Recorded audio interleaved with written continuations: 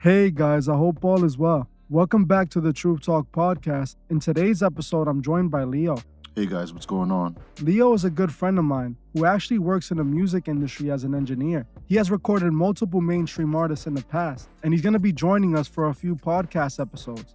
In today's episode, we're actually going to be talking about the 27 Club. I wanted to dig in a little deeper in the 27 Club and speak about each artist individually. Let's get right into it. I'm pretty sure most of you watching this channel have heard about the infamous 27 Club, but just in case there's any of you guys that might not know what the 27 Club is, let me give you a quick rundown. The 27 Club is a club of celebrities, mostly artists, in which all passed at the young age of 27. In today's episode, we're going to be looking into some of the names a part of the 27 Club, and we're also going to try to understand why these artists passed away. The first artist we're going to be talking about is Robert Jhonson. Robert Jhonson was a blues artist in the 1930s who was legendary not just for his music. Many believe Robert Jhonson sold his soul to the devil to be able to master playing the guitar. The story goes, when Robert was a young man, he had the desire to become a blues star, even though he wasn't very good at playing the guitar. He often played the guitar around this town to anyone who would listen, but no one seemed to enjoy it. One day, he was told that if he wanted to get good at playing the guitar, he should take his guitar to the crossroads near Dockery Plantation at midnight. Jhonson made his way to the crossroads at midnight and placed his guitar on the floor in the middle of the crossroad. A tall black man dressed in all black showed up and offered Robert Jhonson a deal. He would turn Robert Jhonson into a master blues player. In return, he wanted Jhonson's soul. Jhonson wanted to be a successful artist, so he took the deal, and the man then took the guitar, tuned it, and played on it, and returned it to Jhonson. Robert instantly became a master guitarist, and the town quickly took notice, with many people well aware of what Jhonson did for his fame. Not long after Jhonson made this deal with the shadowy figure, he would soon meet his end at the age of 27, mysteriously, with no one knowing why. Robert, before his passing, had written and recorded a song called The Crossroads. In the song, Robert Jhonson seems to be referring to the very day he made his deal. In the song, Jhonson sings, "Went to the crossroads, fell down on my knees. I went to the crossroad, fell down on my knees. Ask the Lord above, have mercy now. Save poor Bob if you please." Many have come to believe Jhonson made a deal with the devil for fame and fortune, and the tall black man that met him at the crossroads was Lucifer himself. I remember the first time I actually heard about the Robert Jhonson story, and it was very fascinating to me because I've heard so many artists in modern time, the story about selling their soul to the devil. For it to go back so far in history, the beginning of the music industry was actually starting. For that system to be in place, or at least that theory of people selling their souls to the devil already have been there, I find it intriguing. To me, it kind of proves how this is engraved into the music industry. Well, when it comes to Robert Jhonson, the legend is that he sold his soul to master the guitar. Whether I believe that or not, I'm not really sure, but I do think it's weird that he passed at 27 and no one really knows how he passed, which is kind of the craziest thing to me. When I looked into the situation, I looked into that right there. I wanted to know if anyone knew what happened. There was a few theories, if I'm not mistaken. They said that it was a jealous husband of one of his lovers that came after him and took him out. The thing is that if this is what the people in the town were already saying, this is the legend for a reason. When I look at the situation and I research into it, and just the lone fact that so many people said he could not play the guitar. He disappears, he comes back, and now he's a superstar. You know, it's not like now we have YouTube and all these programs. This is a poor man who doesn't have money or doesn't have the resources to be in the rooms with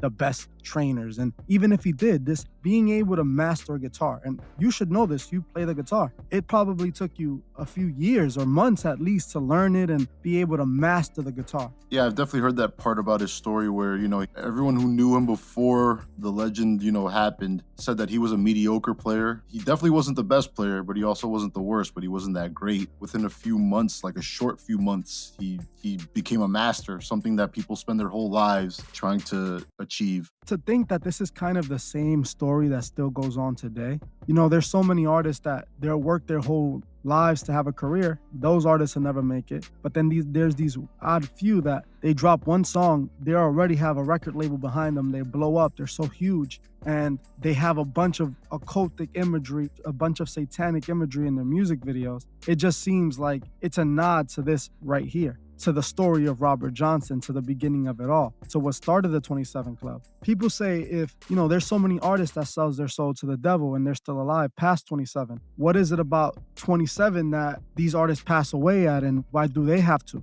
To not think that there's something odd about all these celebrities passing at 27, that just kind of makes you blind, because the evidence is there. One artist passing at 27, okay. 2, 3, at what point does it start to add up where you go like, this is kind of strange? There's a reason for this. It can be something like a ritual offering, where a 27-year-old has to be ritually offered for the music industry. I could see where you're coming from.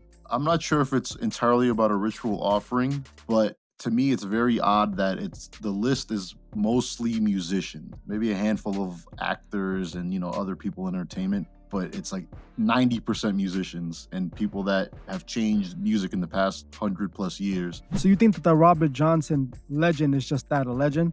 That it has no truth to it? That he really just, disappeared and came back as a master guitarist? Now that I'm thinking about it, with the case of Robert Jhonson, it seems like it's more than just a coincidence, because how do you become a master at an instrument within a few months' time? I feel like as a musician, some people are just born with it. Some people you can practice years and you get better, but you don't become a virtuoso like people talk about Robert Jhonson. The entire situation, to me, it seems clear to me that Robert Jhonson sold this soul. I don't think that people in this town would just make this up. I don't think that this would be his legend if it wasn't any truth to it. Especially since, like you said, how do you go from being a amateur guitarist to a master guitarist in 1 year, when statistically and realistically, that just doesn't happen? And the story just correlates what I've continued to go on in the music industry since. I don't think that Robert Jhonson was the first person to sell his soul. I honestly feel like this goes way back.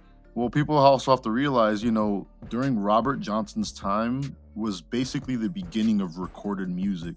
Music was played live mostly before that, and Robert Jhonson still played live, but that around the, the early 1900s is really when the technology allowed so. So obviously people start recording music, then other people see, oh, there's a business in this. We can start selling it. Exactly. And then to think that since the beginning of the record label, since they started, the story of selling your soul sprung up. And like I've said before, and I'll stand by this, a lot of these executives are Freemasons. The next member of the 27 Club that I actually wanted to talk about was Kurt Cobain. Kurt Cobain was the lead singer of the rock band Nirvana, who blew up in the 90s, becoming one of the biggest rock stars of all time. Most people know a lot about Kurt. What they don't know is that he was an open occultist that practiced ritual magic. In my opinion, it appeared that Kurt knew his time was running short and decided to go back to his home state of Washington. Kurt appeared very depressed in his last days, and in my opinion, it could be because he knew what was coming. Nirvana was the biggest rock band in the 90s, and many credit them as the group that popularized grunge, the subgenre that took over the 90s rock scene. Still to this day, many have speculated what truly happened to Kurt Cobain, who disappeared without telling his wife or friends where he was going. He was only ever seen again when he was discovered at his Seattle home. Many believe Kurt Cobain did what he did because he was depressed, but what if there's something far more sinister that took place instead? What if Kurt Cobain paid a devastating price for his fame and fortune? Just like many of the biggest celebrities, it appears that Kurt Cobain was an occultist who practiced ritual magic. Kurt Cobain was even quoted saying, "I will get stoned and worship Satan." According to many articles online, Kurt was obsessed with Anton LaVey, diving deep into the occult world. He even tried to get in contact with Anton LaVey in order to have him play CeeLo for Nirvana's Nevermind album. It seems that Kurt Cobain might have sold his soul to be able to reach the top of the world. Kurt gained the world at the price of his soul. When I think about Kurt Cobain, the situation was always odd to me. Because here we go, one of the biggest artists in the world. It just wouldn't make sense that having at the peak of his career, having it all, why would he, end himself? I see where you're coming from. In my opinion, Kurt Cobain was obviously a very troubled person, starting from when he was a kid. And he started Nirvana, and, they were a pretty decent underground band, and they got a lot of credit for starting that sound and being an underground band. And by the time Nevermind release, everyone who knew them at that point called them a sellout because it was one of the biggest records ever. And, they started a new movement. Kurt Cobain couldn't deal with that pressure. He was obviously troubled, so you mix being troubled for years with huge boost in popularity seemingly overnight, and I feel like that was the recipe for disaster for Kurt Cobain. I find it interesting that you just mentioned how he was amateur. He was an amateur rock band. And then one day to the next, he's the biggest rock stars, and they're being called sellout. That's kind of the same thing we were just speaking about with Robert Jhonson. You said that Robert Jhonson, the story was that he was an amateur player. I read that he was a terrible player, but you read that he was an amateur player. Right. I heard Robert Jhonson was, sounded like he played for like a year or two. He wasn't that crazy. He could probably play in a band, but he wasn't like playing circles around people like people know him now. I don't think that Kurt Cobain's situation was that as clear as that. Like, he folded to the pressures of the music industry. Most artists work for this moment their entire lives, and I'm pretty sure that's what he did as well.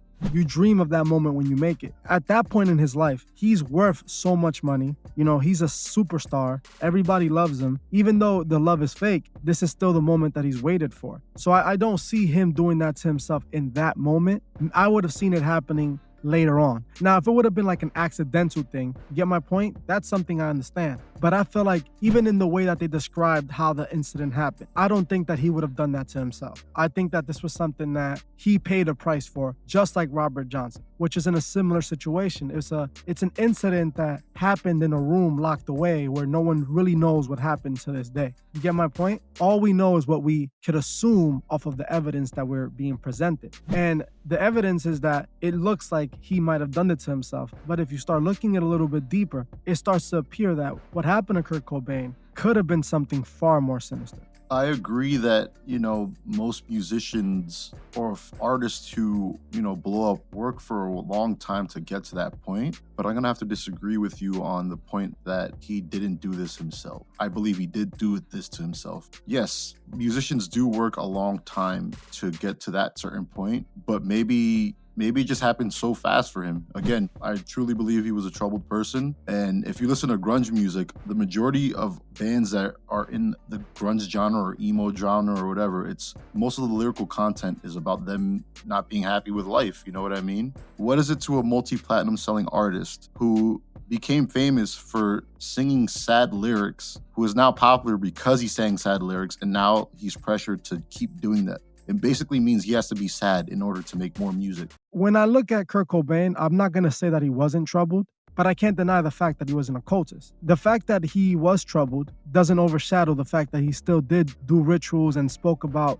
satanic stuff, and which was, you can argue, was popular at the time because other rock bands were doing it. There has to be a reason that in rock and roll they did it. They're doing it in hip hop. They're doing it in pop. They're doing it in R&B. They're literally doing it in every genre. With the Kurt Cobain situation, what I feel happened was that he did indeed sell his soul. He sold his soul, and I believe that he's one of the instances that did it ritually, just like Robert Jhonson. In the case of Kurt Cobain, I still believe that he did it to himself. I feel like so much happened in his life at that point that he just couldn't handle anymore. Whether it was, the fame or his wife, Courtney, doing all the crazy stuff that she does. I just feel like he couldn't amount to the pressure anymore.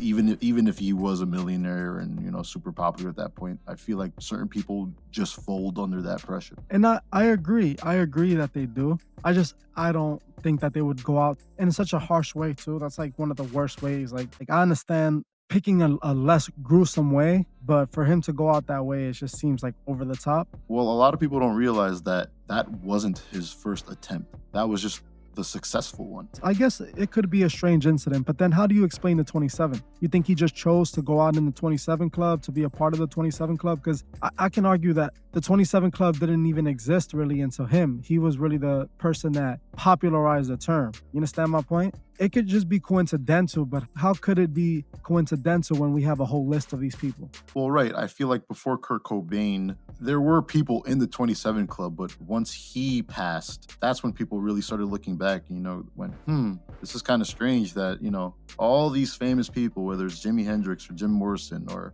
Robert Jhonson or Kurt Cobain, now we all realize that they were all the same age when they passed. You think that it's just a coincidence that all these people passed at the age of 27? Well, I do believe that it is a coincidence. I feel like all these musicians mostly were troubled people, and they all had substance issues, and that's really what came to their demise. When you start to look into these artists, most people would agree, at least that watch this channel, that there's just too much. You have to blind yourself not to see. You understand?